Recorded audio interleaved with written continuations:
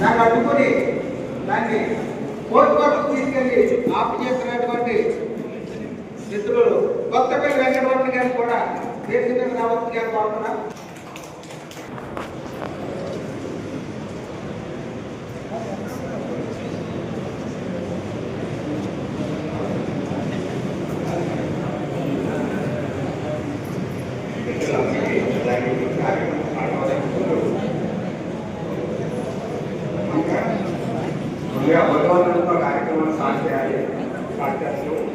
If you press this button, photos will also. Okay, and when the photo In the main movement. During pledge, cover the stage and.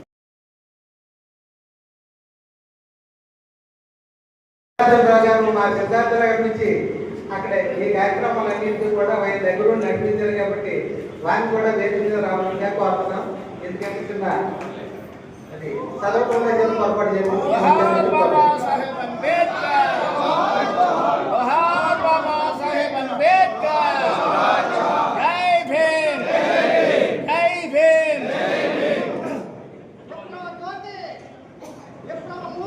Ambedkar Ambedkar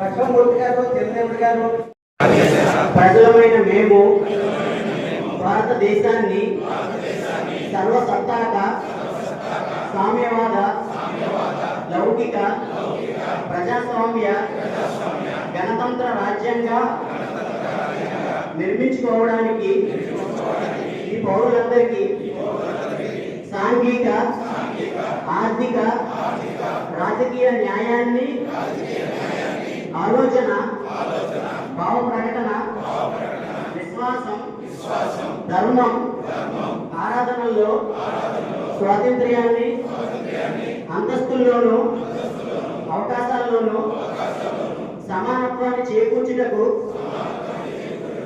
వారందరిలో వ్యక్తి గౌరవాన్ని జాతీయ సమైక్యతను సంరక్షిస్తూ సౌభ్రాతృత్వాన్ని పెంపొందించడానికి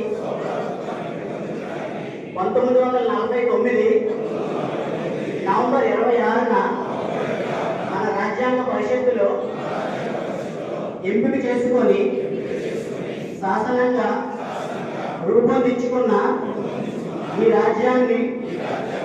రాజ్యాంగాన్ని మాకు మేము సమర్పించుకుంటున్నాం.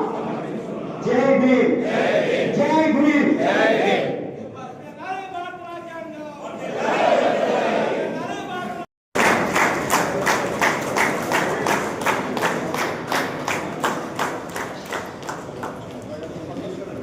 జై భీమ్, జై భీమ్. వర్ధిల్లాలి భారత రాజ్యాంగం, వర్ధిల్లాలి భారత రాజ్యాంగం. ఫూలే అంబేద్కర్ ఆలోచన విధానమే. జై భీమ్.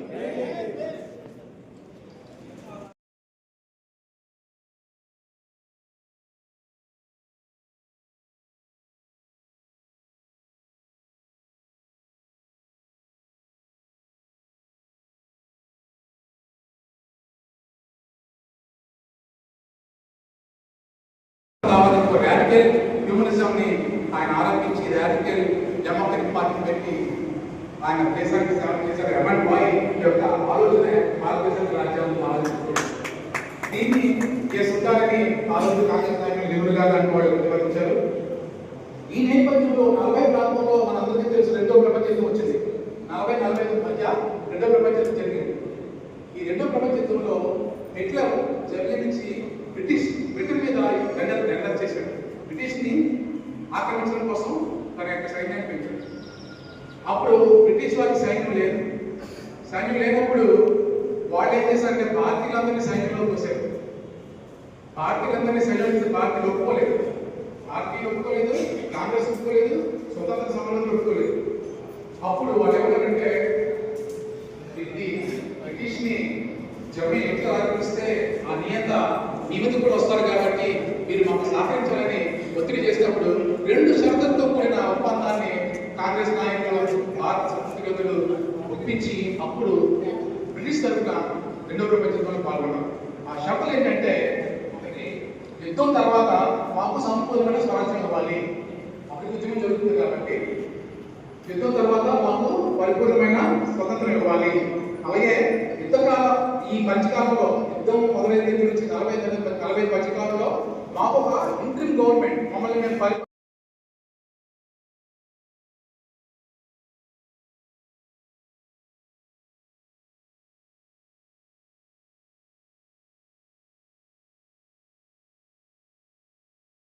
అనే ఈ పుస్తకం పేరు ఇట్సెల్ఫ్ మనకు ఒక గొప్ప సత్యాన్ని చెప్తుంది. రాజ్యాంగం కేవలం చట్ట పుస్తకం కాదు, అది మన ఊపిరి, మన గౌరవం, మన జీవనం. ఈ దేశ చరిత్రను మనం మర్చిపోలేము. వేల సంవత్సరాలుగా మూల నివాసులకు అన్యాయం, అవమానం, అస్పృశ్యత, దాస్యాన్ని అనుభవించారు. మనిషిగా పుట్టి మనిషిగా జీవించే హక్కు లేకుండా చేసిన సమాజం ఇది.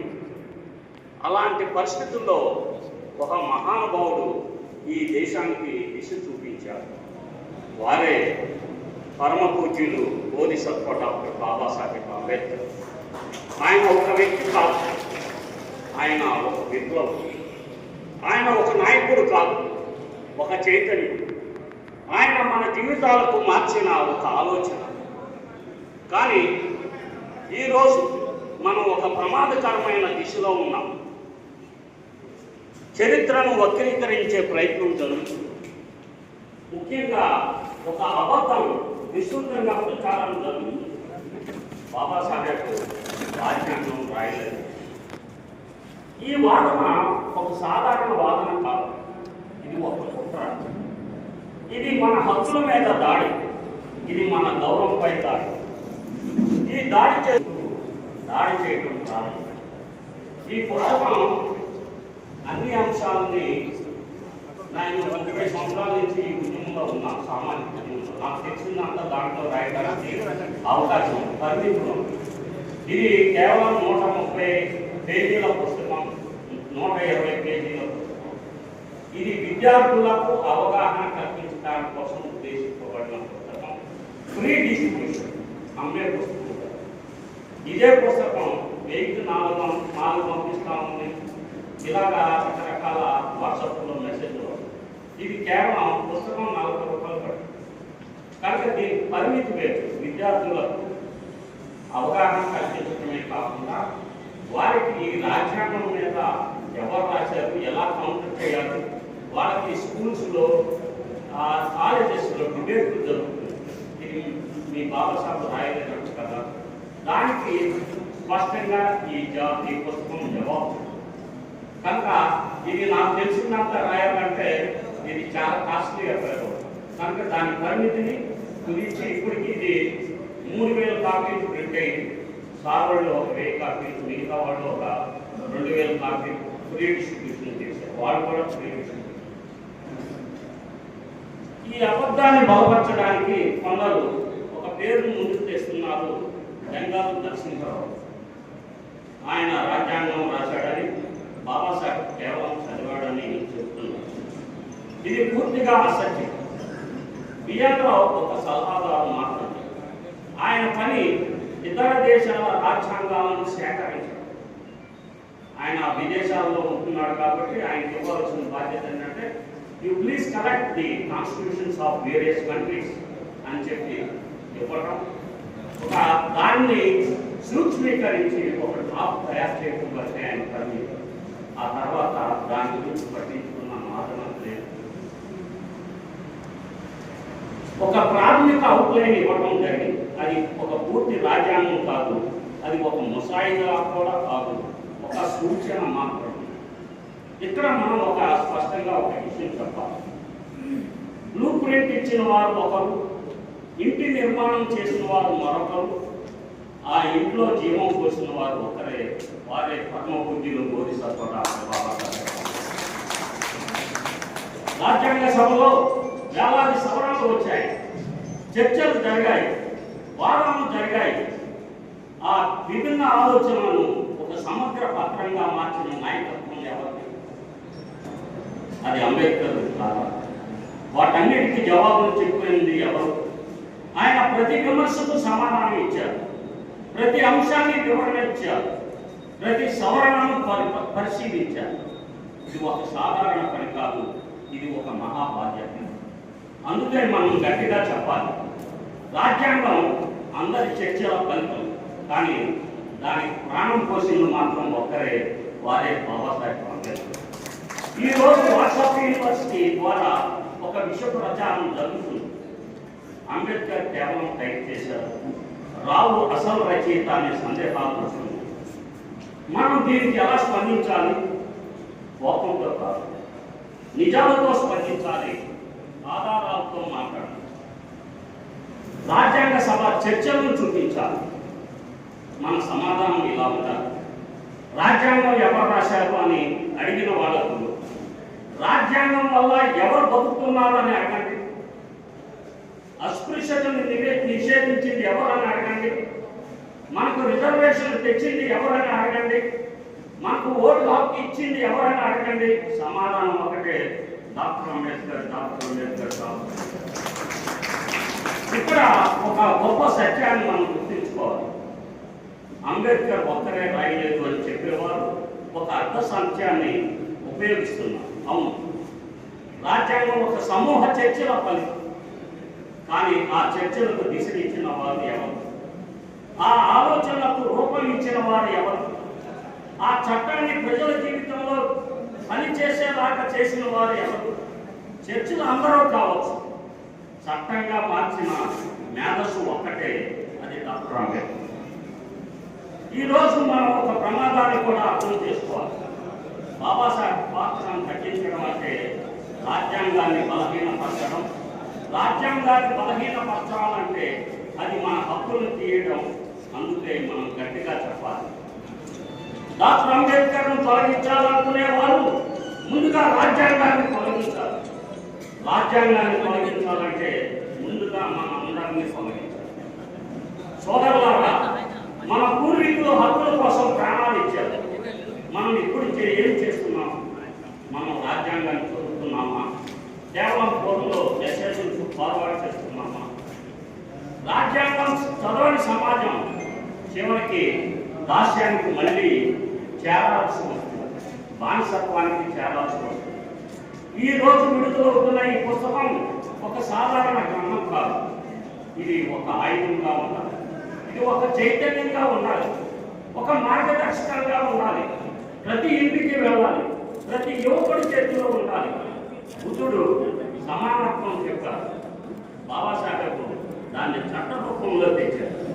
అందుకనే బోధిసత్వ డాక్టర్ బాబాసాహెబ్ అన్నారు. బుద్ధుడు చూపిన మార్గం అంబేద్కర్ నిర్మించిన రాజ్యాంగం. చివరగా నేను ఒక మాట చెప్తున్నాను, రాజ్యాంగం మన చేతిలో ఉన్నంత వరకు మన భవిష్యత్తు మన చేతిలోనే ఉంటుంది. బాబాసాహెబ్ అర్థం చేసుకున్న వాడు ఎప్పటికీ దాసుడుగా ఉన్నాడు. రాజ్యాంగం చదివిన ప్రతి యువకుడు ఒక విప్లవం అవుతాడు. మనందరం కలిసి ఒక మాట చెప్తాం, రాజ్యాంగాన్ని కాపాడుతాం, అంబేద్కర్ను ముందుకు తీసుకువెళ్తాం అని తెలియజేస్తూ, దయచేసి మళ్ళా మీరందరూ ఒకసారి ముందుకే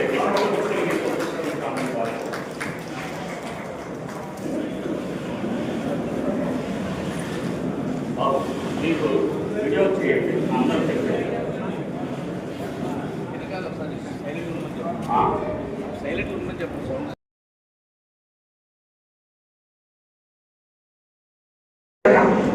రిజర్వేషన్ బట్టి ఉద్యోగాలు వచ్చాయి, ఉద్యోగాలు బట్టి డబ్బు వచ్చింది, మనం ఒక హోదాలో ఉన్నాము. ఈరోజు నేను కూడా మీ అందరి ముందు నుంచున్నానంటే because of that only. So చదువుకోవచ్చు, చదువుకున్న వెంటనే అందరికి ఉద్యోగాలు రావాలని లేదు. మనకున్నటువంటి తెలివిని బట్టి, మనకున్నటువంటి రిజర్వేషన్ సదుపాయం బట్టి మనం ఈరోజు ఈ స్టీల్ ప్లాంట్ ఒక మంచి హోదాలో ఉన్నాము. నిజంగా మనందరం కూడా అంబేద్కర్ గారికి రుణపడి ఉన్నాము. నేను చెప్పేది ఏంటంటే, మనం ఎంతకాలము ఇలాగే కాన్స్టిట్యూషన్ గురించో అంబేద్కర్ గారి గురించో చెప్పుకుంటూ కాలక్షేపం చేసేస్తున్నాం. నేను ఆల్మోస్ట్ పుట్టినప్పటి నుంచి నేను ఎక్కువగా వెళ్ళలేదు. ఈ ఉద్యోగానికి వచ్చినప్పటి నుంచి వింటున్నాను. ఏప్రిల్ 14th మనందరం అటెండ్ అవుతాం, అంబేద్కర్ గారి గురించి చెప్పుకుంటాము, చాలా అందరం ఆనందిస్తాము, వెళ్ళిపోతాం. లేకపోతే ఒక రాజ్యాంగం గురించి చెప్పుకుంటాము, వెళ్ళిపోతాం. ఈయన చెప్పినట్టుగా అప్పలరాజు గారు చెప్పినట్టు చాలా బాగుంది ఈరోజు speech. Okay, we are very happy. But what is next? ఏం జరుగుతుందండి? నాకైతే ఏమి తేడా కనిపించట్లేదు. ఓకే, మనకి కాన్స్టిట్యూషన్ ప్రకారం రిజర్వేషన్ ఉద్యోగాలు వచ్చాయి, లేకపోతే చదువు ఉద్యోగం చేసుకుంటున్నాము, ఒక హోదాలో మనం సంపాదించుకున్నాం, మన నెక్స్ట్ జనరేషన్కి చదివిపిస్తున్నాం, వాళ్ళు చదువుకున్నారు, ఇంతవరకే చూస్తున్నాం. కానీ మన సిచ్యుయేషన్ ఏమీ చేంజ్ అవ్వలేదు. నేను చూస్తే దానికోసం ఏం చేయాలో నాకైతే తెలీదు. ఇక్కడ మేధావులు చాలా మంది ఉన్నారు. నేను జాయిన్ అయినప్పటికీ చూస్తున్నాను, పెద్దరాజు గారు కానివ్వండి, లేకపోతే మాటల శ్రీనివాసరావు గారు కానివ్వండి, మల్లయ్య గారు, లేకపోతే అందరూ కూడా వీళ్ళందరూ చాలా మంది, బూస్ వెంకట్రావు గారు, పెద్దరాజు గారు, అందరూ I'm seeing what next. So మనకంటూ ఒక గౌరవం ఉండాలి. Nobody should point out. మనల్ని ఎవరు వేరెత్తి చూపించకుండా ఉండాలి అంటే మనం ఏం చేయాలి అంటే, ఇక్కడ ఎందుకు అడుగుతున్నారు, బయట ఎందుకు అడగట్లేదు అంటే, బయట స్ప్రెడ్ అయి ఉంటారు. ఒక స్టేట్ గవర్నమెంట్లోనో లేకపోతే ఒక సెంట్రల్ గవర్నమెంట్లోనో ఏదో కొంతమంది ఎంప్లాయీస్ ఉంటూ ఉంటారు. But as a public sector ఇక్కడ మనం ఒక చాలా ఎక్కువ మంది ఉన్నాం. అయినా కూడా మనం ఏ పెద్ద మార్పు తీసుకురాలేదు. సో ఎక్కడికైనా కూడా ఏ జరిగినా కూడా మన సిచ్యువేషన్ అలాగే ఉంది. ఐ డోంట్ నో మీలో ఎంతమంది నాతో ఏకీభవిస్తారో నాకు తెలియదు. కానీ ఈవెన్ నేను సీనియర్ పొజిషన్లో ఉండి కూడా నేను ఆ వివక్షతను చూస్తున్నాను. ఓకే, సో కాబట్టి ఏ మార్పు రాలేదండి ఎక్కడ కూడా. మనం వస్తాము, తీసుకుంటాం, వెళ్ళిపోతాం, అంతే. అందులో మేబీ 3-4 మనమే ఉన్నా కూడా, వాళ్ళు మైనారిటీలో ఉన్నా కూడా వాళ్ళ మాటే తెలుస్తుంది. దీన్ని ఎలా సరి చేయాలి, ఏం చేయాలి అనేది నాకైతే తెలీదు. మీ అందరి దగ్గర ఏదైనా సొల్యూషన్ ఉంటే మాత్రం దయచేసి లెట్ us స్టార్ట్. అదనేది మనం మొదలు పెట్టాల్సిన అవసరం ఉంది. ఏదైనా ఒక ఇష్యూ వచ్చిందంటే మనమే పనిష్మెంట్ తీసుకుంటున్నాము, మనమే ఇబ్బందులు గురవుతున్నాం, కానీ అవతల వాళ్ళు ఏమి ఇబ్బందులు గురవట్లేదు. సో ఇలాంటి సందర్భాల్లో ఇంకా ఇన్ని సంవత్సరాలు, 60 సంవత్సరాలు ఆల్మోస్ట్ మనకి స్వాతంత్రం వచ్చి, సో అయినా కూడా మనం ఇట్లానే ఉంది, పొజిషన్ ఏం మారలేదు. 70 years అయిపోయింది. సో కాబట్టి I request every one of you, we have to give the education, we have to give the awareness to the children. స్కూల్లో చెప్తారని చూడకండి, మన పిల్లలకి మనమే అవేర్నెస్ ఇవ్వాలి. ఇక్కడ చూస్తే పిల్లలు ఎవరు లేరు, అందరూ ముసలాళ్ళు, పెద్దవాళ్ళు, రిటైర్ అయిపోయిన వాళ్ళు, రిటైర్ అవుతున్న వాళ్ళు, అందరం అదే వాళ్ళనే ఉన్నాం. మనది ఆల్మోస్ట్ ప్యాకెట్కి వచ్చేస్తాం. మనం ఏం చేస్తామంటే ఇంకా ఏం చేయలేము. సో పిల్లలు ఎవరు కూడా లేరు ఇక్కడ. Next generation is not coming forward. So దానికి మనం ఏం చేయాలి? సో ఈ సొసైటీలో ఆ మార్పు తీసుకురావడానికి ఏం చేయాలి అనేది పెద్దలందరూ, స్టేట్ మీద ఉన్న పెద్దలు ఎవరేమండి, స్టేట్ కింద ఉన్న పెద్దలైనా ఆలోచించి ఏం చేయాలి అనేది ఒక ప్రణాళిక తీసుకొని దాని వైపు వెళ్తే బాగుంటుందని నా అభిప్రాయం.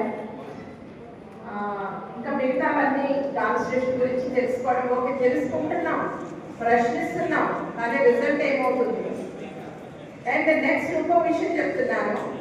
నా ఎదురుకుండానే బీయింగ్ ఏ ఉమెన్, మెటర్నిటీ ఒక అమ్మాయి క్యారింగ్ అయితే ఈ అమ్మాయికి ఉద్యోగం తిద్దాం అనేది 2 ఇష్యూల్లో నేను చూసాను. ఒక కాంట్రాక్ట్ వర్కర్ విషయంలో, ఇంకొక అమ్మాయి ఏమో ప్రైవేట్గా పనిచేస్తుంది. వీళ్ళిద్దరిని నేను ఉన్నాను కాబట్టి అందులో నేను ఖండించి, ఈ ప్రెగ్నెన్సీ అనేది it is not by but, అంటే ఏదో ఆకతాళికంగా కాకతాళీయంగా వచ్చింది కాదు. This is a blessing for a women. దీనికి మనం రెస్పెక్ట్ ఇవ్వాలి. కాబట్టి ఈ అమ్మాయికి మెటర్నిటీ లీవ్ ఇవ్వండి, కానీ ఈ అమ్మాయిని కాంట్రాక్ట్ వర్కర్గా ఉందని తీసేయడం కరెక్ట్ కాదు. నేను సపోర్ట్ చేస్తాను అమ్మాయికి, అని నేను ఆ పొజిషన్లో ఉన్నాను కాబట్టి సపోర్ట్ చేయగలిగాను. అలాగే ఇంకొక అమ్మాయి కూడా, ఆ అమ్మాయి కూడా అంతే. మనం తీసేద్దామన్నారు. ఎలా తీసేస్తారండి? తీయద్దు. ఇప్పుడు ఆ అమ్మాయి పర్మనెంట్ కూడా అయ్యింది. ఆ సంగతి తర్వాత తెలిసింది అనుకోండి నాకు. బట్ చెప్తున్నాను, how I could do it because I'm in that chair. Unless మనకి చైర్ వస్తే తప్ప మనం ఏమీ మారవండి. దయచేసి మన వాళ్ళు ఎవరైనా పొలిటికల్లోకి వెళితే మాత్రం మనందరం కలిసి సపోర్ట్ చేసి, మిగతా వాళ్ళకి ఓట్లు లేకుండా మన వాళ్ళకి ఓట్లు వేస్తే మనకైనా న్యాయం జరుగుతుంది. ఇంతకు మించి వేరే ఆన్సర్ నాకైతే ఏమీ కనిపించట్లేదు. దయచేసి మన వాళ్ళని నిలబెట్టుకుని మన వాళ్ళకే ఓట్లేసి మిగతా వాళ్ళకి ఓట్లు వేయడం మానేద్దాం. అలా అప్పుడే మనకి అట్లీస్ట్ న్యాయం జరుగుతుందని నేను అనుకుంటున్నాను. సో ఈ అవకాశం, మంచి అవకాశం ఇచ్చినందుకు అప్పలరాజు గారికి, అలాగే వేదికను అలంకరించిన వారికి, ఎంత ఓపికగా ఎంతసేపు కూర్చుని పెట్టిన మీరు అందరికీ కూడా ధన్యవాదాలండి. Thank you everybody for giving me this wonderful moment and జై భీమ్ అందరికీ కూడా. సో ఏప్రిల్ 14th కూడా షార్ప్లీ రేపు ఎల్లుండే ఉంది. సో అక్కడ మళ్ళీ అందరం మనమంతా కర్తవ్యంగా మనం వెళ్ళాల్సిన బాధ్యత మన మీద ఉంది. సో అందరూ ఎవ్రీబడి వాలంటరీగా అక్కడ మనందరం కూడి డెఫినెట్గా మనందరం ఆయనకు జన్మదిన శుభాకాంక్షలు తెలియజేయాలని కోరుకుంటూ ఇంతటితో నేను ముగిస్తున్నాను. Thank you madam, thank you very much. ఇందాక నేను చెప్పినట్టే మాకు చెప్పినటువంటి కూడా చాలా డైరీతో నా మైక్ దగ్గర పెట్టండి. కూడా చెల్లుబాటులోకి రావు. అయితే ముఖ్యంగా ఎవరికైతే చెల్లుబాటులో వస్తాయంటే ఆ సైడ్ వాల్యూ, సైడ్ పవర్ తెలుసుకునేటువంటి వ్యక్తులకే వస్తుంది. ఆ సైడ్ పవర్ ఎలా తెలుస్తుందంటే కొన్ని మన గైడ్ లైన్స్ ఉంటాయి. ఆ గైడ్ లైన్స్ దాంతో పాటుగా రాజ్యాంగంలో కల్పించినటువంటి హక్కుల్ని రెండింటినీ వెనుకొని చేసుకుంటే మన పవర్ అయితే మనకు తెలుస్తుంది. అప్పుడు మనం చేయడానికి కూడా అవకాశం ఎక్కువగా ఉంటుంది. Thank you madam, thank you very much.